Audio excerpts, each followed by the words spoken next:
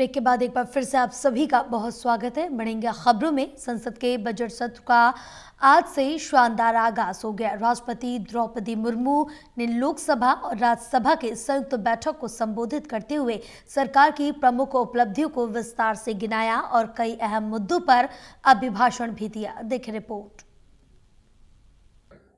संसद के बजट सत्र का आगाज हो गया है। राष्ट्रपति के अभिभाषण के साथ ही संसद का बजट सत्र भी शुरू हो गया है। इस दौरान अभिभाषण के दौरान राष्ट्रपति द्रौपदी मुर्मू ने सरकार के नीति निर्देशन को दस्तावेज को पटल पर रखा है और इस दौरान अपने भाषण के जरिए सरकार की नीति और विजन का दस्तावेज पेश किया है। राष्ट्रपति द्रौपदी मुर्मू के अभिभाषण के साथ ही आज से संसद के बजट सत्र का आगाज हो गया है। राष्ट्रपति मुर्मू ने अभिभाषण की शुरुआत में मोदी सरकार के केंद्र की सत्ता में आने के बाद के वर्षों में भारत की तेज प्रगति का जोर दिया है। राष्ट्रपति ने कहा कि पिछले 10 साल में करीब 25 करोड़ लोग गरीबी से बाहर निकले हैं। सामाजिक सुरक्षा योजनाओं का दायरा बढ़ाकर अब लगभग 95 करोड़ नागरिकों तक पहुंचाया गया है। अभिभाषण में राष्ट्रपति ने कहा कि सरकार सच्ची सामाजिक न्याय की दिशा में प्रतिबद्ध है। वर्ष 2026 के साथ ही हमारे देश इस सदी के दूसरी पड़ाव पर पहुंच गया है। भारत के लिए सदी के पहले 25 वर्षों का समापन अनेक सफलताओं, गौरवशाली उपलब्धियों और असाधारण अनुभवों के साथ हुआ है। बीते 10-11 वर्षों में भारत ने हर क्षेत्र में अपनी नींव मजबूत की है। ये वर्ष 2047 तक विकसित भारत की तेज यात्रा का बहुत बड़ा आधार है। माननीय सदस्यगण, बाबा साहेब अम्बेडकर ने हमेशा समानता और सामाजिक न्याय पर जोर दिया है। हमारे संविधान भी हमें यही प्रेरणा देता है। सच्चा सामाजिक न्याय यानी देश के हर नागरिक को उसका पूरा हक मिले, बिना किसी भेदभाव से मिले। मेरी सरकार सच्ची सामाजिक न्याय के लिए समर्पित है।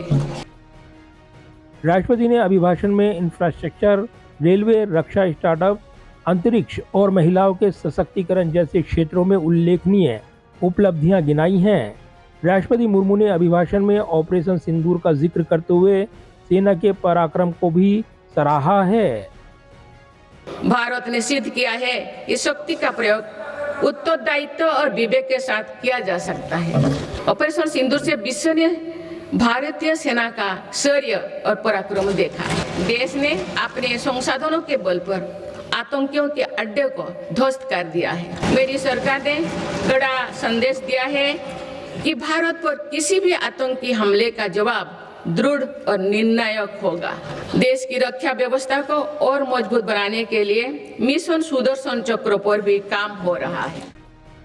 राष्ट्रपति मुर्मू ने कहा कि मेक इन इंडिया से भारत की वैश्विक पहचान मजबूत हुई है। कठिन वैश्विक परिस्थितियों के बावजूद भारत तेज विकास की राह पर है। राष्ट्रपति मुर्मू ने अंतरिक्ष में भारतीय अंतरिक्ष यात्री शुभांशु शुक्ला के ISS पहुंचने को ऐतिहासिक शुरुआत बताया और कहा कि अब स्पेस टूरिज्म भी भारतीयों की पहुंच में है। राष्ट्रपति मुर्मू ने भ्रष्टाचार मुक्त व्यवस्था पर जोर देते हुए कहा कि सरकार ने भ्रष्टाचार और घोटालों से मुक्त सिस्टम बनाया है, जिससे टैक्स पेयर का हर रुपया राष्ट्र विकास और जन कल्याण पर खर्च हो रहा है। आधुनिक इंफ्रास्ट्रक्चर में अभूतपूर्व निवेश हो रहा है। भारत ने पूरे विश्व में ग्लोबल साउथ की आवाज को और मुखरता से तेज किया है। इनमें अफ्रीका और लैटिन अमेरिका सहित ऐसे सभी भूभागों में नई पार्टनरशिप्स बनाए हैं और पुराने संबंधों को मजबूती दी है। ग्लोबल पॉलिटिक्स और कोऑपरेशन का अंतिम ध्येय मानवता की सेवा होना चाहिए। देश ने अपने एक्शन से इसके प्रेरणादायक उदाहरण भी पेश किए हैं। Latin America, south east Asia, Pacific islands और पड़ोसी देशों में संकट के समय आगे आकर हर संभव सहायता पहुंचाए।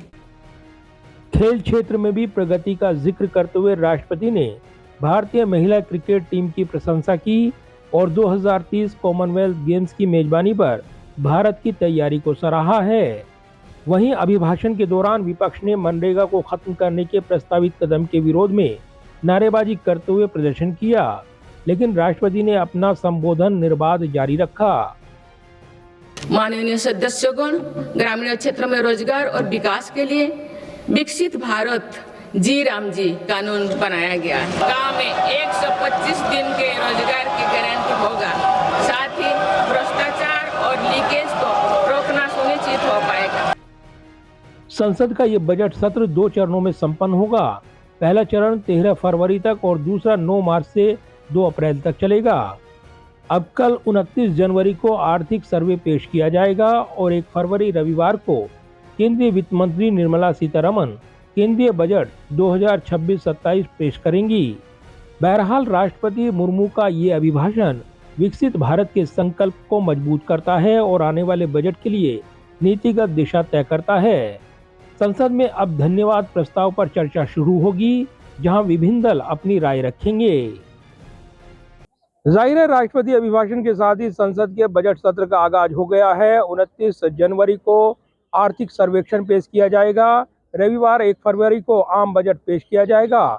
ऐसे में आर्थिक सर्वेक्षण में सरकार की आर्थिक नीतियों की झलक मिलेगी और इससे पहले अपने अभिभाषण के जरिए राष्ट्रपति द्रौपदी मुर्मू ने सरकार की अर्थव्यवस्था, विदेश नीति, अन्य मोर्चों पर उपलब्धियां गिनाई हैं। कैमरामैन विदर्भ के साथ प्रदीप कुमार, टोटल न्यूज, दिल्ली।